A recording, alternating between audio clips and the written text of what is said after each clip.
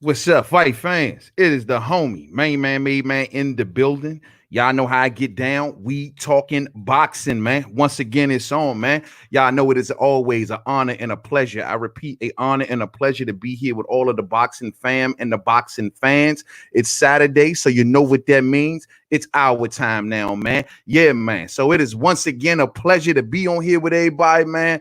You know what, man? I was real hesitant, real reluctant at first to do one of these episodes that we talking boxing because YouTube as of late, man, has just been on some other stuff, man. And I just was real hesitant to do these because I was trying to wait till all of the glitz or whatever that's going on with YouTube right now to kind of get done. You know what I'm saying? I want to give a hearty salute to everybody that come on in here and catches this live and to everybody that catches this on the playback. Thumbs up as you pull up. Y'all already know, you know what I mean? But I was real hesitant to do this. And so, but the show must go on. Consistency is key. Regardless of who sees it, when this may post, I do not know. Lately when I've been doing live streams, it's been taking almost a day before the video actually posts. So whatever is going on with YouTube is the reason that we slowed down from doing We Talking Boxing. I'm just trying to wait for it to come back in full effect. Now, for those who wonder what may be going on, but everybody at home chilling, everybody uploading, everybody is flooding the damn servers. You know what I mean? So we can't get this good through because the servers are flooded because everybody is staying home. So that's the reason for the slowdown on We Talking Boxing. But it's all good, man. They say this thing curving, allegedly. You know what I mean? Allegedly. And I'll be right in front of y'all in a minute. Man, I had posted a question on YouTube. And I was like, man, I seen a little news article on CNN or whatnot. And they were like, last year in 2018's winter was like the worst for the flu epidemic since 1976. Real spill. They say, over 900,000 hospitalizations in the winter of 2018. Over 80,000 people passed away in the winter of 2018. As of today, the death toll from the coronavirus stands at about 29,000 and some change. May they all rest in peace. But the question I had posted on on YouTube was, what was the pandemic at then? Where was it at? Where was all the hospitalizations? And someone came through and they say, man, well, the reason that there wasn't a pandemic for that situation and it is for this situation is mainly because through social distancing, we got the numbers to be what they were. If there was no social distancing, the numbers would be 5 times as big as what they are. Now, without social distancing, the flu had peaked at 80,000. So they're saying that's without social distancing. If we didn't have social distancing with this, then we would be in a much bigger and a worse situation. That's what it was told to me. So am I willing to accept that? Maybe. I'm one to believe that this is all about debt. Did y'all hear that the money that they gave for the small businesses is already ran out? Already gone. They're going to need more money. I don't want to get too much into it. Salute to the Trill talk in the mornings. I seen them talking about it. Maybe we'll do it with another live stream. This is about boxing today, but there's a lot to talk about when it comes to debt. And people need to understand, if you want to know how the world really works, if you want to really know how the world really works, you'll understand that debt is power. Debt is money. That term runs deep.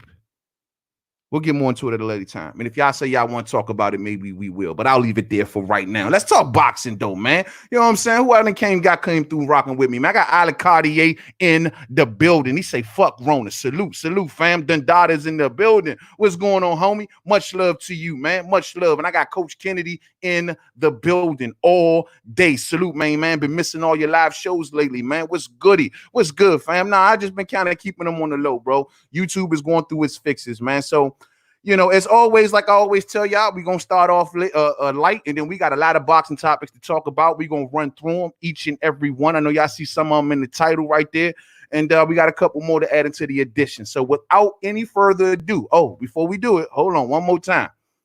The We Talking Boxing playlist available on the home page of this channel. You go to the We Talking Boxing playlist. Everybody that comes to the channel just to listen to We Talking Boxing, when we run down these topics, we go deep, we go behind the curtain, see what's really good. Check me out, man. We on the home page right there. Also, one more thing before we get cracking. Mademan versus Monty still going down. May 9th. Be there, fight fans. It is going down. Mademan versus the homie Monty Brown TV and Fight Night Champion. Oh, man, I'm coming for blood. I'm coming for victory. I'm coming to show Monty that I am the most electrifying man in Fight Night Champion history. I'm coming to show the YouTube universe, anybody that wants smoke, come holler at your boy. You dig? Mainman versus Monty. Monty, just let you know, pretty soon we're going to have to do a collab show, fam. And we're going to have to select some characters and pick a weight class. Let's do this well before May 9th. Please don't go ducking and dodging. I ain't seen you. You know what I mean? When I need you to be here, I need you to be here. You know, I don't want you ducking and dodging, Monty. So let's do this, homie. Let's get a collab going and let's choose the characters and let's keep it on pushing. All right, y'all. Without further ado, I know y'all want to talk some boxing, man. I know y'all want to talk boxing. What date? And pay-per-view? All day pay-per-view. And it's a 70-30 split. You know what I'm saying? 70-30 split going towards Mainman all day. You know what I mean? So let's get cracking, fight fans. All right, first on the list, Gabriel Rosato calling out Daniel Jacobs. This is real light. We won't spend much time here. So let me just say this first off the jump. Oh, snap. I'm still behind the curtain. Hold on. Bam. There we go. All right. Let me just say this off the jump. I got a lot of respect for Gabriel Rosato. Yeah, he got all the losses in the world. But you know why I always root for Gabriel Rosato? Because the day that Gabriel Rosato wins, the day that he reached back to the mountaintop, it's going to be a damn epic movie. A man that kept on trying, never gave up. That's why I got a lot of respect for Gabe Rosato. He never gives up. He's always around. From 154 to 160 to 68, he's always around and always down. Remember, in the last fight with Daniel Jacobs, who fought Julio Cesar Chavez Jr., well, Gabe Rosato was down to step in. He thought he was going to actually get that fight. Brought in Freddie Roach. Started training like a madman. Thought he was going to get that fight. I like Gabe Rosato. He lost. You know what I mean? I'm sorry. He'll lose against Daniel Jacobs, I believe.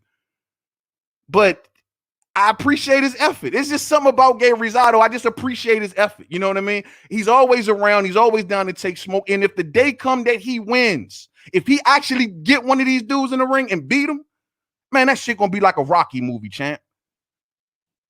This dude done been through injuries. This dude done been through fights he thought he was going to have and he didn't have, close fights he thought he won and he didn't win. He's been knocked down in every which way you could think of in boxing, but he's always respected. Take mind of that, all of you fighters that's out there that's afraid to lose. Look at this. Gabriel Rosato lost to every goddamn body. But guess what? The boxing fans got huge respect for Gabe Rosato. And I'm down to support Gabe Rosato every time he fights. I hope he does get the Jacobs fight. Do I think Jacobs beat him? All day. But I hope he gets it because I like him.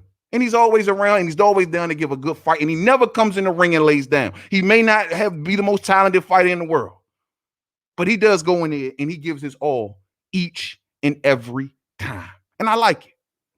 I like him. So Gabe Rosato wants Daniel Jacobs. Daniel Jacobs is talking like, yeah, I'm down to do it. It'll be a good fight for the East Coast and, cool like that. But, I'm willing to do XYZ first. It's like one of them things. I think they may do it. Gabriel Rosato's been cozying up to Eddie Hearn lately. It may happen. It may happen, especially if Daniel Jacobs can't come up with a better name, especially during the quarantine time where everybody ain't probably in the best shape of their life, ain't trying to come back to the biggest killer of their life. Talking all that smack right now, but let's see who they come back to. And that maybe be the case here. This would be a good, actually, comeback opponent, I think, for Daniel Jacobs. But Gabriel Rosato, salute to you, bro. We rooting for you, man. You're calling out Jacobs, man. Let's see if Jacobs answers that call, man. All day. Muhammad Ali in the building. What's up, family? What's up, man? Rosato has a heart of a champion all day. All day. Heart of a champion, man. Got nothing but love for Gabriel Rosato. You'll never hear me say a bad word about Gabriel Rosato, man. All day. He got that Philly dog in him, say Bud Crawford. Salute. Yeah, man. Yeah, man. I love it. I love that. He walks like a warrior, bro. He exudes a fighter. He exudes a fighter. He's like I say, but you could put the dude in a movie today, to be honest with you. All of them Creed producers and all of y'all boxing. If y'all want a dude that like looks like the boxer, he's a boxer. Win, lose, or draw. Gabe Rosato is your guy.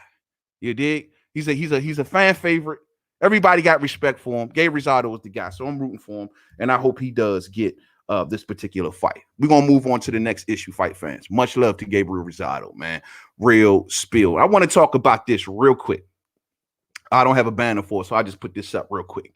I heard Terrence Bud Crawford comes out in an article in a recent interview, and he says that he does not, I repeat, fight fans, he does not want to fight Errol Spence Jr. next. Now, y'all know that's my MO. That's all I do. I tell y'all, hey, yo, if Errol Spence Jr. felt like he can come back to Danny and Manny next, why can't he come back to Crawford? If he does not get Danny, or if he does not get Manny, if he does not get Manny, I'm sorry, forget Danny. If he doesn't get Manny, then I think he should go to Bud next. That was my position. Now, Bud is out today saying, hey, I don't want to fight him to fight me next. And the reason that Bud is saying it is because he feel like he doesn't want the baked-in excuses. He don't want nobody talking about, oh, well, Earl was in a car accident, so that's the best time you caught him. And he feel like that's going to be dogging him all throughout of the whole thing. Like he won't get full credit. Let me say this, and I got love for Bud, and everybody and their mamas know it. But at the end of the day, Bud, I love you, brother. I do. But, bro, you don't got that luxury either. You don't seem to get that. Like, this is a two-way street, homeboy. Meaning that, dog, you do need to step up in name and recognition. And Bob does have to go the extra mile to pull that name recognition, whatever the case may be. If Errol Spence Jr. presents you with a fight next, you take it, period. You take it.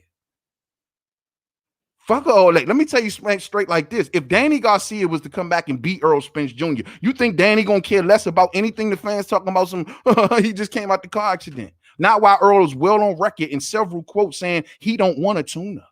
He don't need a tune-up. He want to go back and pick up right where he left off. That's Errol Spence Jr. So you saying that, oh yeah, I don't want to fight him next because it's going to be a built-in excuse. Damn the excuse, cuzzo. Damn it. If he felt like he good enough to get in there with them, he good enough to get in there with you. Why you getting him? Why you letting him off the hook like that, bro?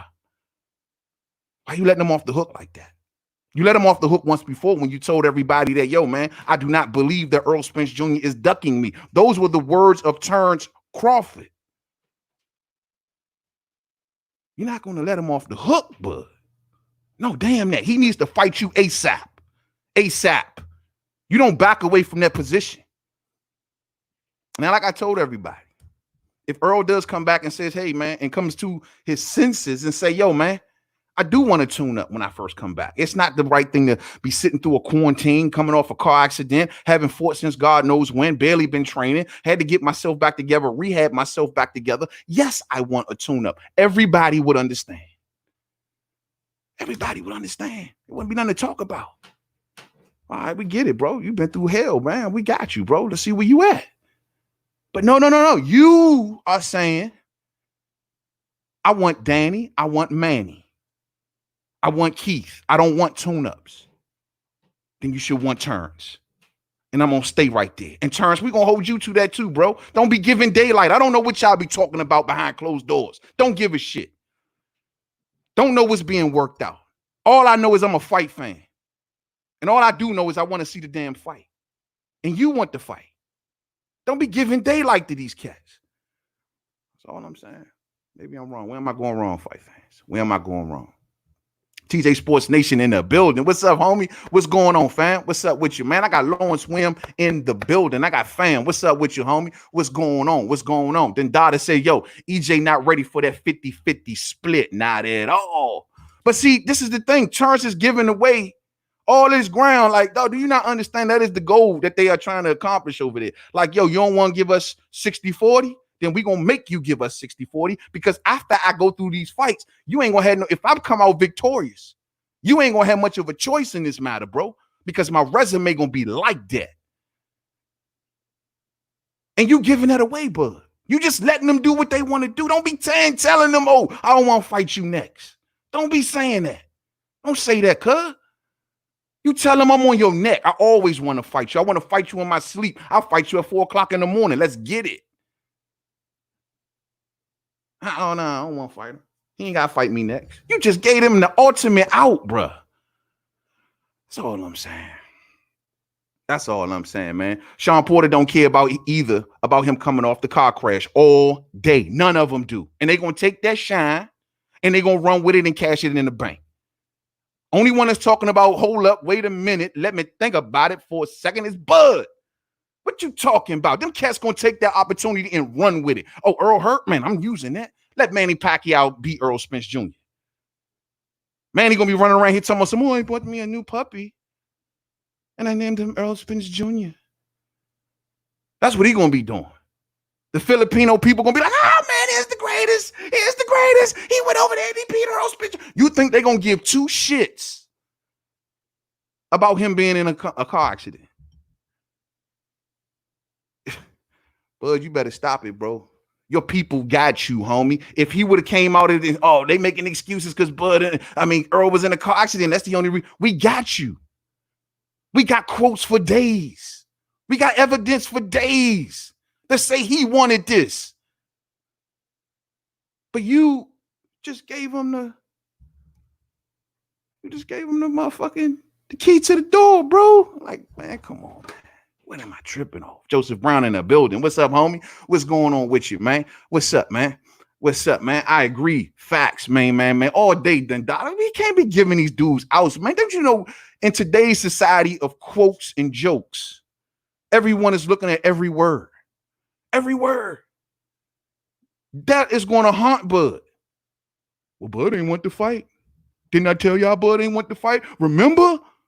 On April 17th, in this article, Bud said he did not want to fight next. There you go. That's what we do every fucking week on YouTube. That's what we do. Oh, remember back in 1995 when the Ring magazine wrote, pop, pop, pop, pop, pop. So what you talking about, homie? Huh? Your man said this. We only can do so much, Bud. Gotta help us out, Holmes. Gotta help us out. You know what I mean?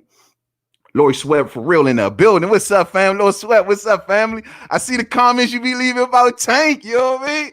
Hey, much love to you, DMV love all day. I just need to see your man versus Gary. And we gonna get to that, Lori Sweat. Salute to you, family. Salute to you, though. You know what I'm saying? Yeah, man. Bud Crawford say, yo, Bob will make him take that fight if presented. All right? Okay. I hear you. I hope so. That's all I can tell you, because I don't like that quote, and I don't like what detractors can do with that quote.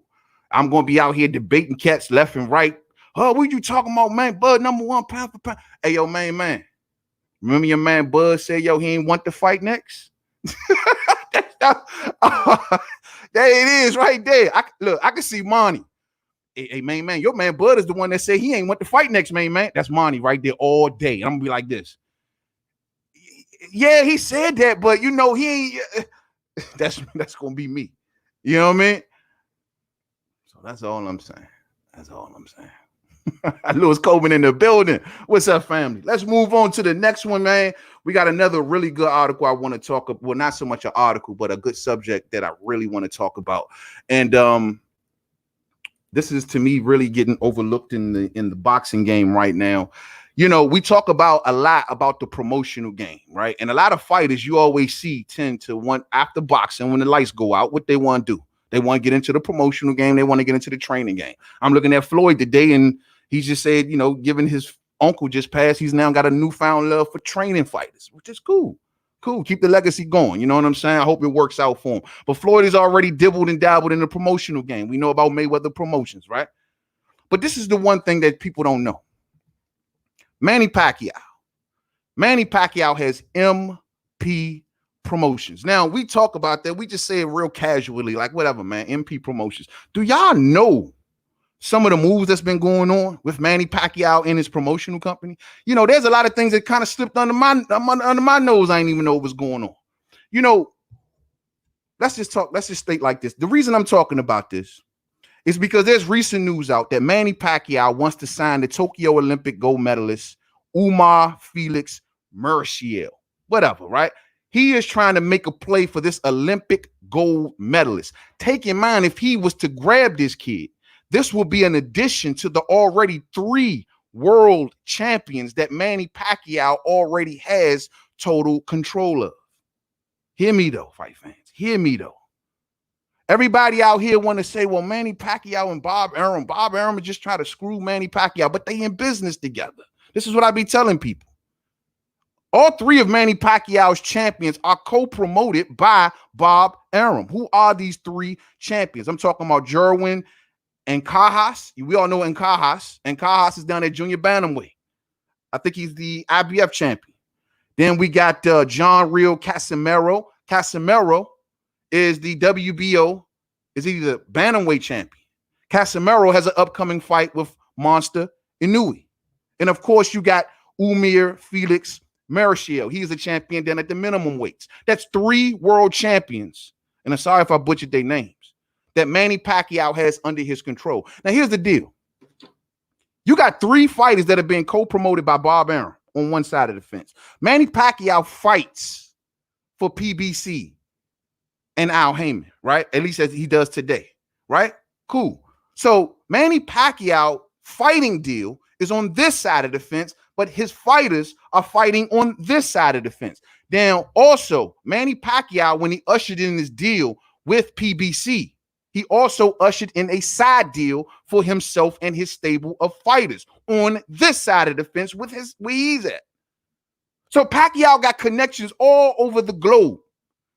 This Cajas kid, he is supposed to be supposedly the next Pacquiao. They are built him on being an international star, something that all of these boxing promoters are into. Well, Pacquiao's already started that. The point I'm making to you, fight fans, Pacquiao, you think about this on the flip tip. Have y'all been hearing the recent news? Manny Pacquiao doing this coronavirus stuff, giving out, 500,000 masks through his company, then linking up with other billionaires to get more masks given to the people. Manny Pacquiao is said to be possibly running for president of the Philippines next year. Manny Pacquiao may be the first boxer promoter / president. Real spit, think about that. What's the guy named Richard Ma? Is who he's in, his bankroller, billionaire. Pacquiao down with him. He got the money. He's winning the people. He's in boxing, working on both sides of the fence. 3 world champions in the stable, trying to lock down an Olympic gold medalist. Oh, man, Bob Arum didn't care about Pacquiao, he tried to screw. They doing business together. Pacquiao is making moves all over boxing. Do you not understand that when Pacquiao, if he runs for president of the Philippines, of course he can't run his company, right? What's my guy name? Gibbons. Gibbons is the guy that's running the Sean Gibbons. Yeah, Sean Gibbons. That's Pacquiao's right-hand suit.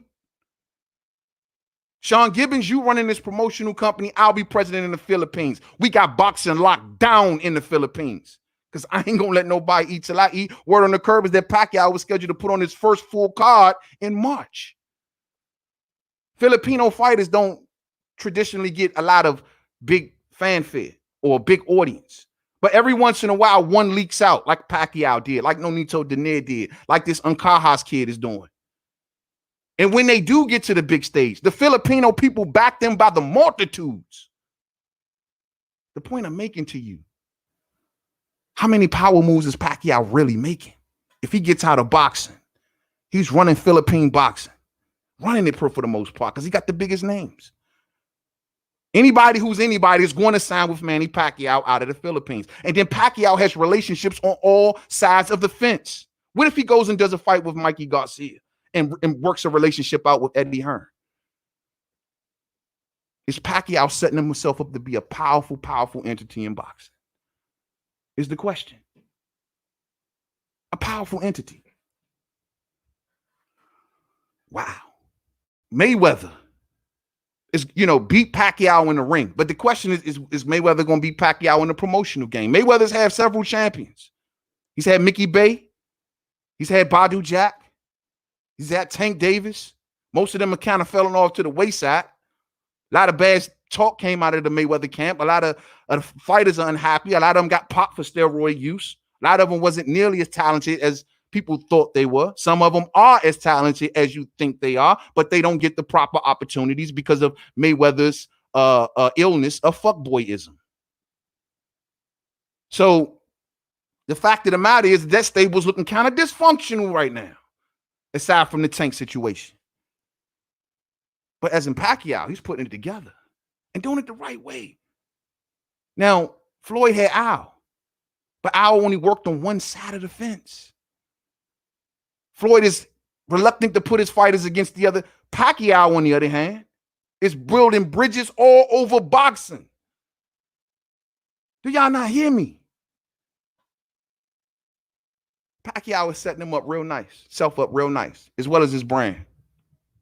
Y'all better look into it. Pacquiao making power moves all over everywhere. Salute to him. Salute to him. Let me see what y'all talking about. Yo, Lewis Coleman say so. Monty Brown TV has a watered down record in the boxing game. Yeah, that's word on the curb. Word on the curb is that Monty pads his record. See, word on the curb, what Monty does, he takes he put the game on like 2 players, and then it'll be just him playing, So he'll press start on the other controller and just beat the joint up and then add it to his record. That's what Monty be doing. You know what I'm saying? That's the word on the curb. Thumbs up for the fam, like Dundada say. Yo, sub, like, and share on all platforms. Please sub, like, and share on all platforms. Now is a more critical time than ever. Much love to you, Dundada. Thumbs up for the fam. But salute to Manny Pacquiao, man. Salute to Manny Pacquiao for making these big boss moves in boxing. We'll see how they work out. We'll see if any of his fighters, they're down at weights that none of us usually pay attention at. Minimum weight, bantamweight, junior bantamweight, but you know how it go. And they're down there. And let's just see if Manny Pacquiao, man, because a lot of people get into this promotional game. They go up, they go down. Pacquiao only most so had to worry about promoting himself like a lot of other fighters do when he's at MP Promotions. But now he's venturing into an area where he's controlling other fighters, building bridges across party lines, if you will. You know what I mean? And most importantly, establishing himself on the political level in this country where he can just dominate the sport. It's a power move. Him and Sean Gibbons are about to get it. They're about to run probably a factory of Philippine fighters. And with Pacquiao's connection and brand name, they about to get it, champ. I'm trying to tell y'all. So good move by Manny Pacquiao. All right, yo, let's move on to the next one, man. Let's move on to the next one. And this one is pretty damn good. AJ wants Dillian Whyte's spot. What spot is that, main man? The spot of being the #1 guy in the WBC. The spot of being basically the mandatory, if you will. What do you mean, main man? Well, Anthony Joshua, he out here, right? He out here talking a lot of smack about Dillian Whyte. And according to Anthony Joshua, he's basically letting it be known to Dillian Whyte, like, look, in a nutshell, look here, bro, you had a shot to fight me last year. You know what I mean? Now, I don't know what plans you got with the WBC or whatever the case may be, but guess what? I'm going to go face Kubrat Pulev, and after the Pulev situation is over, I'm going to take the winner of Tyson Fury versus Deontay Wilder. You're going to have to wait, and then maybe when I win the belt, then I will give you a shot. All of your 800 days, 700 days, I don't want to hear none of that shit. That's Anthony Joshua. Facts. That ain't Deontay Wilder. That ain't the WBC. That ain't no conspiracy to keep Dillian Whyte from out getting this shot. That's Anthony Joshua. Let's get into the quote. Anthony Joshua says, and I quote, maybe he wants his hand on the WBC, but if me and Tyson Fury fight, then I know he didn't want to fight me last year. But he'll definitely have to fight me this time. If he wants his hands on the WBC belt, once I've beaten Tyson Fury, Dillian Whyte can come and get this work as well. It won't be that good, and it will be one-sided, end quote. Those are the words of Anthony Joshua. Now, how can that? No, who's seen this one coming? Everybody, UK fam, UK brethren. Y'all get on me all the time. Hey, man, what are you talking? The WBC done them wrong. Everyone's done him wrong. No one wants to see Dillian Whyte get his shot. That's what you tell me. That's what you tell me. It's all Deontay Wilder. It's Shelly Finkel's fault. It's Al Heyman's fault. It's PBC's fault. Well, what's up, bro? It seems to me that the one who about to rob Dillian Whyte of his 800 days is about to be Anthony Joshua. At least according to the words of his words. Now think about it like this. Anthony Joshua has 2 mandatories, correct? 2 mandatories. He got Kubrat Pulev next. Kubrat Pulev will be next. It's pretty much a done thing. They just waiting on the date and venue, whatever the case may be.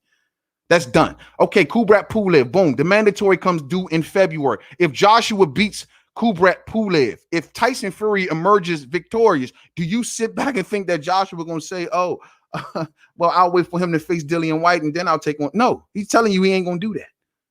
And what is the golden rule in boxing? Unifications trumps mandatories. Not to mention, God forbid, if Tyson Fury wins, he'll see himself bigger than belts. WBC rules won't apply no more. But at the end of the day, unifications trump mandatories, Dillian. So what's up, bruh? You think you're going to get your shot then? Okay, let's just say Anthony Joshua beats Tyson Fury, right? Now he's the WBC champion. Anthony Joshua still has another mandatory with the WBO, with Oleksandr Usyk. That has to be fulfilled. That was due before the WBC. So will then Dillian Whyte have to wait even longer? All because of AJ. AJ about to steal your spot, cousin. At least he gonna try. This nobody can't say nothing about no. Now, what's crazy is Joshua says he had an opportunity to fight me last year, which we all know how that went. When Anthony Joshua walked up to Dillian Whyte in front of the thousands that was in attendance that night, right after the fight, Dillian Whyte's last fight. Oh no, the one before last, I'm sorry. And what did he tell him? I'm not going to fight you. The reason that it all fell apart was over money. I don't really want to get into it, but it was all over money. Dillian Whyte wanted something. Anthony Joshua wasn't down to give it. Dillian Whyte sees himself as a star. I keep telling everybody, he sees himself as a star, as a pay-per-view attraction in the UK. And so he went to Anthony Joshua like, yo, bro, you're going to show me some respect. I can't smack you around in negotiations, AJ, like I did Chisora. I can't smack you around like I did Joseph Parker. But at the end of the day, you're going to give me some respect. And Dillian Whyte made it evidently clear that some of the games that Anthony Joshua was attempting to play, like paying him less money in the rematch, even if he loses. Oh, yeah, y'all already know all the talking points. So it fell apart. AJ is like, look, since you didn't want to fight me last year, well, you're going to have to wait until I get the belt. And then I'll fight you. Then you ain't going to have no choice but to fight me for whatever I offer you. That's cold-blooded. Now, Dillian Whyte, acting like he actually has statements out here acting like he cool with this shit. Like, according to Dillian Whyte, I got to ask myself, is he open to this? Because according to Dillian Whyte, and I quote, right after the Andy Ruiz and AJ fight, Dillian Whyte says, and I quote, imagine to get one shot at all the marbles at once. How unreal that would be after all of this nonsense. And then out of nowhere, me and Joshua fight. I knock him out and become undisputed champion of the world, end quote. Well, in order for that to happen, Dillian Whyte, that got to mean that you're going to be okay with allowing Anthony Joshua to go and take your opportunities. Pretty much. So you cool with this, Dillian? You cool with this, Dillian? Because if you cool with this, bro, this lets me know it ain't really, I don't know if it's about the belt or not, or if it's more about the check, something that I've constantly accused Dillian Whyte of always being after. Always after the money. Mainman, why didn't he fight Luis Ortiz? Because he can pay Derek Chisora less money, take him to the cleaners in the pay-per-view department, and pay him peanuts. That's why. While David Haye, Eddie Hearn, and Dillian Whyte make off like fat cats. That's why. And he couldn't do that with Luis Ortiz. Or anyone else for that matter. The fact of the matter is, AJ says, man, you had an opportunity to fight me. Yeah, I gave you a bad deal. Yeah, I would have made more with you in a rematch, but you still turned it down. So what you gonna do, Dillian? What you gonna do? Who you gonna blame now? Is it Wilder's fault? Is it Al's fault? Is it Tom the Bot's fault? Whose fault is it, Dillian? Let me know. You know what I mean? Let me know. But it's too risky if you ask me. It's too risky. And the sad part about all of this is that Dillian Whyte wouldn't even get step-aside money. Like, if AJ says, yo, man, I'm challenging Tyson Fury, they don't have to pay Dillian Whyte step-aside money because unifications trump mandatories. So guess what? That's a rule. It is what it is, bro. We don't have to pay you crap. You just sit back and wait for your shot whenever that may come. That's a possibility, fight fans. So keep that in mind. And I know Dillian Whyte, he ain't going to want to be inactive. He ain't going to want to sit around and become a blimp. So he going to have to take a challenge or a fight. Maybe Luis Ortiz. Maybe not. But we'll see how it plays out. I'm just saying, keep in mind, fight fans. And I've been actually talking about this for a minute. Keep in mind, it ain't Wilder or any of the WBC at this point that Dillian Whyte's biggest obstacle to his mandatory opportunity. The biggest obstacle at this point is his fellow stablemate in Anthony Joshua and the promoter, Eddie Hearn. You think Eddie Hearn is going to steer their opportunity towards Dillian Whyte when he can steer it towards Anthony Joshua? Who you going to blame now, Dillian? Who you going to blame now? Let's keep it pushing. Yes, sir. Any comments that came through? Let's see. Marquis Morrow in the building. What's up, family? What's good, man? I play story mode on Fight Night Champion, and it's good. It's cool. It really is. I like how you start out in jail, man, with the dude you knuckle fighting and all that. Yeah, that's pretty damn good, man. That's pretty damn good. That's what's up, bro. Well, get your skills up, man. And, hit me up with your gaming tag, bro, and we can get it in all day. You know what I'm saying? All day. All right. Let's take a break from the news for 1 second, fight fans, before we get back in it. Let's do some opinion real quick. Devin Haney and Gary Russell Jr. Now, y'all already seen my video on it. I already laid it down, put to y'all crystal clear as to what Gary's intentions are. Now, Devin Haney's ever since I did that video has came back out and said that, yo, bro, I ain't running. Basically, in a nutshell, I ain't running from you. You can't hunt a hunter is what he told him. He says he's going to punish Gary Russell Jr. Yeah, all right. Yeah, all right. Everybody out there, oh man, Devin Haney is bigger. He's heavier. Gary showed everybody that he's at 143 pounds. And I actually agree with what Devin Haney said. He said, bro, you are 143 pounds while in quarantine? Seriously? That's your weight at quarantine. Gary told him all I got to do is weigh 135 pounds on fight night. That's it. I know a lot of people, they look at the size difference and they say he coming up 2 weight classes and they say, well, Devin is just so talented and XYZ. Did you see Devin's last fight? I'm going to ask that question. Something real subtle. Did you see Devin's last fight? Did you see Devin's last 2 fights? There's a lot to talk about there, fight fans. I don't want to do that to the young boy right now because I got a lot of respect for him and his daddy. But there's things to talk about. There's things to talk about. We can talk about how you can't stop short notice opponents. We can talk about, I'm not going to do it. I'm going to show some respect for the kid. I'm going to show some respect. He's only a kid. So I get it. He's going to punish Gary.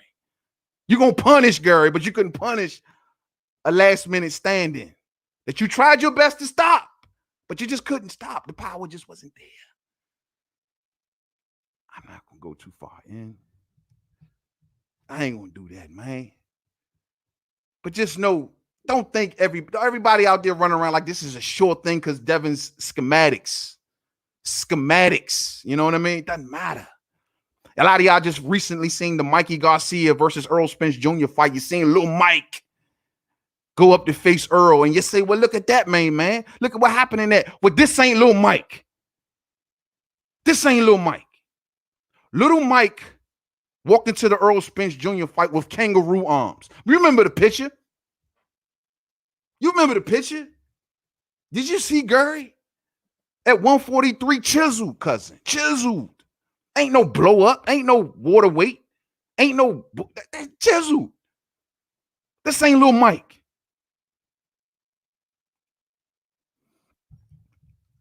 When I seen that picture of Mikey Garcia, I wasn't sure if I was looking at a picture of him or the cover of Ready to Rumble with the kangaroo in the front and the boxing gloves. This ain't little Mike. Gary's experience, level of IQ, all he got to do is win 7 rounds. That's it. 7 rounds.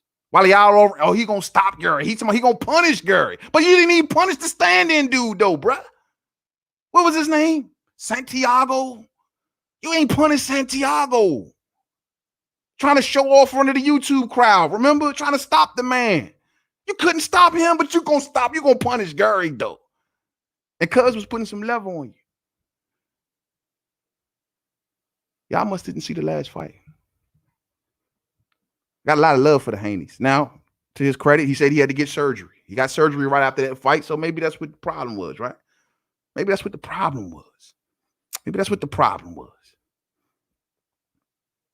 But man strength, if it ain't kicked in yet, young Devin, then you're going to have problems. And he is young. And take in mind that a fight with Gary Russell Jr. and Devin Haney, if Devin was to lose that fight, he technically will not lose that fight. What do you mean, man? Devin fighting Gary Russell Jr. would be the best thing in his whole, at this point in his career, that would be the best thing for him. Why? Because win, lose, or draw, Devin is going to school. Devin will emerge from that fight as a much better fighter. You think I'm bullshitting? Look at JoJo Diaz when him and Gary fought. And I said it then. I said, JoJo is not a bad fighter. He's going to go off and do a lot of good things in boxing. Look at him, world champion today. And I say the same thing about King Tug.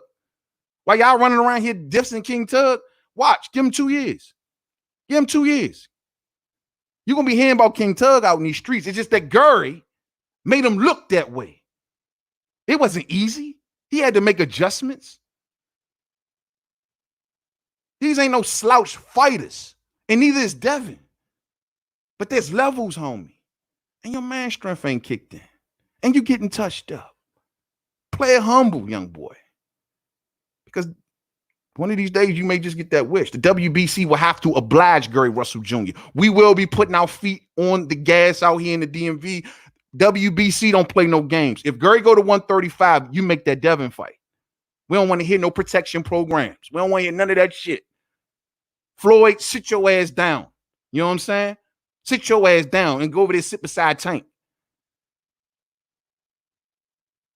If Gary come up to 35, WBC, get the hell out the way and let this fight happen. Ow, make it happen. Ow, PBC, what have you done for me lately? This is the least you can do. This is the least you can do. Because the Gary Russell situation is the most retarded situation in PBC. Next to Jamal Charlo, of course. So get him the name. All right? Get him the damn name. Y'all don't want him to do all of these things. You don't want him to go up and wait to skip weight classes. Then get him the damn name. What you want him to do? This man is 31 years old. 31 years old. And all he can do is fight mandatories. All because y'all can't make shit happen. Come on, cousin. So Gary gonna make shit happen. Tank was good. Tank quiet as a church mouse about Gary right now. Since you see Gary coming to 35, you don't see Tank. You don't see Tank nowhere on Twitter no more. Tank used to be on. He was the Twitter champion of the world, Craig. He is the Twitter champion of the world. But you don't hear him saying shit about Gary. He's mute on Gary today. Like when he didn't know Gary, when he thought Gary was at 26, it was Gary this, Gary that. But now Gary said, I'm coming to 35. Tank, you got nothing to say. What's up, homie? Oh, you steady want to keep talking to Ryan. Or you steady want to keep talking to Leo. But you got nothing to say to Gary. Let's keep it pushing, fight fans. I could talk about this shit all day. Let me see, man. All right. Kangaroo arms. Yeah, man. But Crawford said, yo, Luke Campbell said he'll stop Haney. Yeah, Luke Campbell said a lot. I don't got a lot of belief in Luke. I think Javier Fortuna gonna get him, truth be told. You know what I mean? Once Javier Fortuna knocks Luke out the way, Luke ain't gonna have much to say after that. And that's just what I believe. If Luke can impress me by at least beating Javier Fortuna, then maybe we can have a conversation. But he got to earn that respect. We'll see. Right now, I got Haney over top of him, though. Yeah, man. Dundada say where Haney and Russell should fight, DMV, Vegas, or NYC. Good question. Good question. That's a good question, bro. I like the East Coast for that fight. And truth be told, Devin should want to fight on the East Coast for that fight, because if an upcoming fight is going to go down between him and Tank, between him and Shakur, or any of the young bloods, they're from the East Coast. Well, you want to start laying your foundations now. And to beat a Gary Russell Jr. on the East Coast, well, shit, man, you can snatch off some of them fans that Shakur and Tank got. It makes sense. I think Gary does have a fan base that is somewhat travel. I don't know if they'll go as far as Vegas. I would, you know what I mean? I think a lot of us out here in the DMV would. But I don't know how much of a traveling fan base them two got, man. They got to be in a real good part of the country. I like the East Coast, though. I think Devin's, what he's trying to do in the future, it'll be a good fight for him here on the East Coast. You know what I'm saying? Pito Fresh Kibana building. What's up, family? What's up with you, homie? Good to go, man. Peace to the chat all day. Oh, man. Champ don't want no smoke with Gary. You already know, Pito. You already know. No smoke. No smoke. None whatsoever. You know what I'm saying? But look, man, we're going to move on to the next subject. This is a good one. I want to talk about this real quick. Illegal streams going rampant. You know, these broadcasters better wake the hell up, man. Wake up. Why do you talk about this, man? I just finished reading an article about the Wilder Fury 2 illegal streaming. Now, we know in Wilder Fury 1, we had 13 million illegal streams. Wilder Fury 2 popped up 20 million illegal streams. The numbers were just as bad for Ruiz and AJ, and so on and so forth. Hey, man, I know. Hey, running low on cash, I get it. Hey, look, do what y'all got to do. I don't support it, but hey, in today's world, I understand. I support the sport of boxing. So I'm going to say this. What is the answer, fight fans? I tell you what the answer is. Simple. Broadcasters, y'all better take heed. Drop the prices, period. Drop the prices. The higher the prices keep creeping up, the more illegal streams that you are getting. Do you not see that? The correlation between that? I get it. They may say, well, we got to make up extra revenue for all the money that's being taken out, through the illegal streaming. And they say social media is the leader. It ain't none of these little crap fly-by-night websites. It's social media, the Facebooks, the Twitters, the YouTubes. Those are leading in illegal streaming. But in order for you to get that down, if you think raising your prices in the UK, y'all just seen y'all pay-per-views go from 20 to 25 pounds. Over here in America, we just seen our pay-per-views on a norm go up, what, $80, $90 now? Every pay-per-view. Once upon a time, that was only like Floyd numbers. Now it's every damn pay-per-view. The more that these prices keep going up, the more that people going to start to say, damn net, yo, pass me that link. You got to lower prices. And here's another thing. So the broadcasters say, yo, well, we can combat this. We'll start going subscription-based. This is why you see the rise of the ESPN Pluses, the DAZNs, and yada, yada, yada, right? Well, guess what? What happens if they cannot control illegal streaming and they got to raise the prices on your subscriptions? How did we see DAZN already increase prices? Did we not already see that? DAZN is already running around here talking about we may have to adopt a pay-per-view model because the illegal streaming. The point is, the only solution to this, you have to cut prices. You have to make it affordable for a lot of people to see these events. Yeah, you won't win them all back. You won't win all 20 million of them people back. You ain't going to do it. But you might can cut that number down. They say Wilder and Fury 2's break-even point was 1.2 million sales. 1.2 million. And word on the curb is that the fight sold from 800 to 850,000, right? Well, they fell short if that projected number is right. But what if they could have just got another 500,000 off the 20 million? You ain't got to get them all. What if you could have coerced another 2 million people to buy the fight? Or, this is around the world, fight fans. What if you could have did that? If you would have cut the damn price. It's the only solution. You can't keep rising prices, trying to make up for your losses, thinking that, this is how we going to make up. You got to cut prices and hopefully attract more people. I think that's the better strategy. What y'all think? Maybe I'm tripping. Maybe it's something I'm not seeing. Holler at me, fight fam. Holler at me. Let me know. Let me know. Miss Boxing in the building. What's up, family? What's up with you? What's going on? Happy Saturday to you. Happy Saturday. You know what I'm saying? Yeah, man. Marquis Morrow says, Bud better stay in his place. Charlo ain't no big come brawler like Jeff Horn. He a boxer puncher looking for knockouts. Yeah, I ain't talking much about that this week. the whole Charlo and Bud thing, man, only because I don't think it's realistic. And it's just, you know, some little clout chasing type thing, which it is what it is. Smart on Jamil Charlo's part to get his name attached to that, to be honest with you.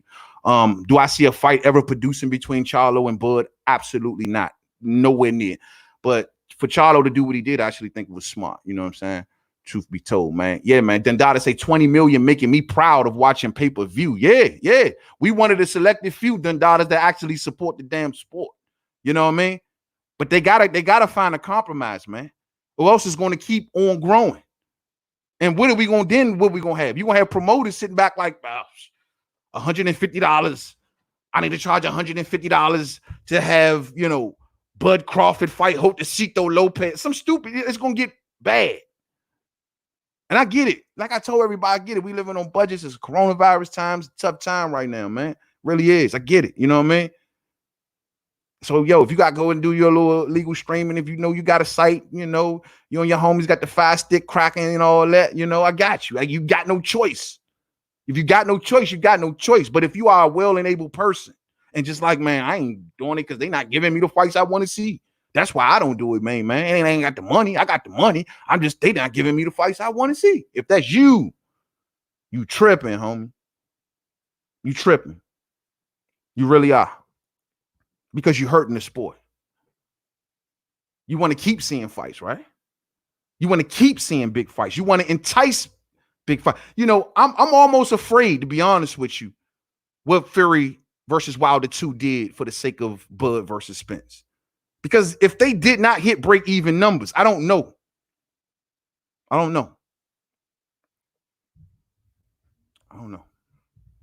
a little scary. Pito say, yo, man, if they make it so everyone can afford it, they'll do better numbers. It's simple mathematics all day. You know, it's you lower the price to attract more people. You know what I mean? And it's like, it's just the way it had to go. You know, I ain't saying go super low. Like you take, for example, the UK. We always had this debate in boxing, how UK always say, oh, well, you know, we always say, well, the money's here in America. You know what I mean? Because we don't have to fill a stadium nearly as much as y'all have to make, you know, double, triple the amount. Y'all got to put 80,000 in Wembley just to get half of what we making with just 20,000 people. You know what I mean? So I get it. That's a system where you got more people paying less, but they're hitting certain numbers. Look at the numbers that Eddie Hearn is clocking. Look at the numbers that Anthony Joshua clocked. They're using a formula of low pricing to attract more people. That's the only way that the UK can really function in that department, because their population is not nearly as paid as the Americans. But they gotta, if it's working for them to hit certain numbers, then they need to try to maybe think about doing that here in America. That's all I'm saying. All right, fight fans, let's move on.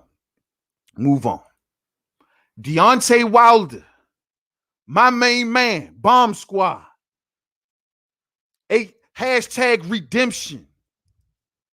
Hashtag it's on and popping. Says he spoke to George Foreman. I like this. I really like this. Let's talk about this, fight fans. According to Deontay Wilder, and I quote, he was telling me that he wanted to show me some methods of strengthening certain parts of my body and stuff like that. He definitely dropped a couple of gems down for me. You know, it was good to speak to him. I think I'm going to, once everything clears up or whatever, I'm going to go out and see George, see him face to face, spend some time with him, and intake some of that good old knowledge that he got up there, end quote. And then he also went on to say, and I quote, we had a good conversation, you know. It was a real good conversation. We talked about a lot of things that went on in his career, you know, good and bad. A lot of, you know, different tricks of the trade that used to happen and certain things that he saw in this fight. And a lot of the knowledge that he applied to me, end quote. That's good shit, bro. That's good shit. And this is the reason why all of us who, you know, looked at this situation, we say, yo, we definitely want Deontay Wilder to go and speak to George Foreman. Because George Foreman knows exactly what it's like to be, feels like to be on top of the world 1 minute. Have it all working for you. To have it all just kind of taken away. And that shock value that comes with that, and how to deal with that shock value, and how to pick yourself up from that shock. This is the best dude in the world to talk to. All of us, I think, will agree on this. And I'm glad that he got what he got from this. And I think George is going to drop a lot of gems on him from a mental standpoint. Now, when we talk about actually physically training, now, a lot of us, I think, are on the same page. When we say, yo, we don't want to see George in ring training Deontay Wilder. But we do want to see George out the ring looking out for Deontay Wilder. This is great, man. And he said that George told him that there's certain things that he need to strengthen. He's going to help him strengthen certain parts of my body and stuff like that. We all know he's talking about them legs. Now, that's one thing that George has always had. He may not have had that great lateral movement. He may have been a bit left-footed, but it fitted George's style. But George always had powerful legs. Powerful legs. That's one of the things that Deontay Wilder could pick up from George Foreman. Maybe even some of his workout regimens. Because they were similar, very similar in a lot of ways in style. So maybe certain workout regimens, you know what I mean? How to strengthen do certain workouts at certain times. Like I told y'all before, remember the video that was circulating on YouTube that had Lennox Lewis showing Deontay Wilder how to keep his jab out there. It's little things like that that the greats can pass on. And it's good to see that Deontay Wilder is receptive to this, receptive to it. I hope he does go and have that talk with George Foreman. Deontay said he's sitting beside the water, reflecting, taking it all in. Well, I like to see him sit beside that water with George Foreman sitting right beside him. They sitting there chilling, I don't know, having a cup of whatever and just chopping it up. Then Deontay Wilder, with the knowledge that he gets from a George, you take that in camp with you and you apply it. I love it. I love it. I love it. Now, this leads to the question of this, though. Wilder wants to add not one, but two trainers. Hold up. 2 trainers, fight fans. Is this overkill? I don't know about this. 2 trainers, fight fans. The first thing that hit my brain when I heard it, he wanted to add 2 trainers. Is he going to replace JD's and Mark Breland? That's the first thing that hit me. Because you don't need 2. I wouldn't think you need 2. He says he wants to bring in 2 trainers. That's a lot of hands in your pocket, Bomb Squad. You ain't going to be one to walk around boxing with 4 damn trainers. You know what I'm saying? Who going to go? If these 2 trainers that you bring in, whoever they may be, if they are successful at what they do, and they make you and they bring you back to the promised land, is D's and Breland gone? Wilder ain't gonna walk around with 4 trainers. 2 trainers? I thought he was gonna say, we'll bring in somebody or a specialist, and then he said that these were people that we are very familiar with. Y'all seen the quotes? It's been going around all week. I'm just like, 2 trainers? Bro, that's overkill. That's too many voices. You already got 2, and you're bringing in 2 more. That's too many voices for me. One good boxing man, the people with little flaws you're trying to correct, that's all you should need, bro. This show's overkill. Y'all don't think he needs 2 trainers. How y'all feel about this, fight fans? Y'all think he needs 2 trainers? 2 trainers? Like if it was, say, and I want to think that I would prefer a boxer, like a Roy Jones. You know what I mean? Maybe like a Tommy Hearns, like we talked about before. I don't know how much Tommy can teach given his condition, but, guys like that fight. I would prefer certain fighters that come and show Wilder certain techniques that they've mastered along the years. That's what I would, but 2 trainers? I don't know if this is I honestly see this as a shot at D's and Breland. Have you ever heard of a fighter prepping for a fight, say, I'm going to bring in 2 trainers? And what happens when they normally bring in trainers? You just seen it recently with Tyson Fury and Ben Davison. When Fury went to Crump, what? Ben Davison was out of there. He walked away, granted, but he was out of there. When Gennady Golovkin moved on to his new dude, did Abel Sanchez stay along for the ride? Huh? When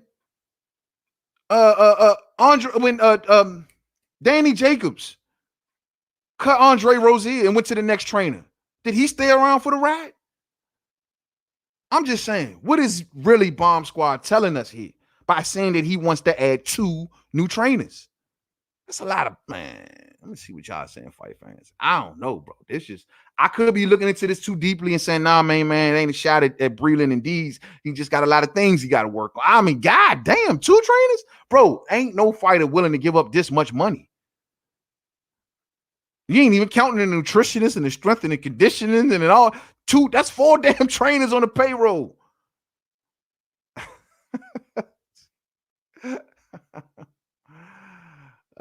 Man, Pito says, yo, man, I heard that the zone might not even be able to pay Canelo. I will keep my third eye on that situation.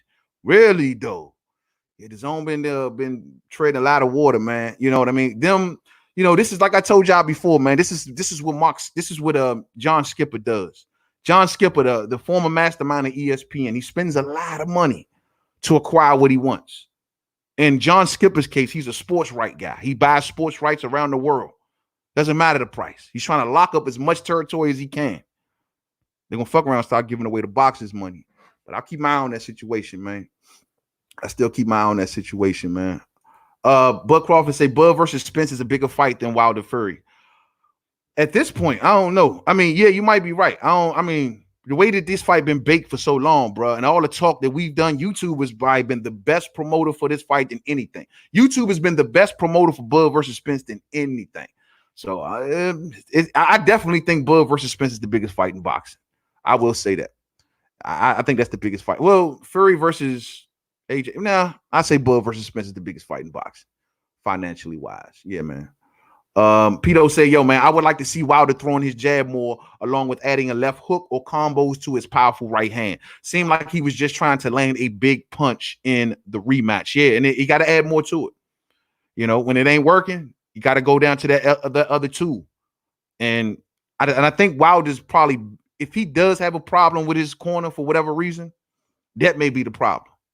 Like, y'all just let me rely and be the guy that I am for so long that no one came along and say, Wilder, we got to start working on other things. None of y'all had the training mind and say, yo, Wilder, we got to start preparing for adjustments and we got to work on this and we got to work on that. I think Wilder's sitting back like y'all properly did not arm me for this fight. And he looking at them funny. I'm telling y'all, man. Everybody want to gloss over this shit. Y'all heard Wilder after that fight. He had problems, man. And we could sit and act like them problems didn't exist. He said some things. Now, do I think that they pulled him back from talking so much? Yes. But I think there's problems. You don't ask for 2 new trainers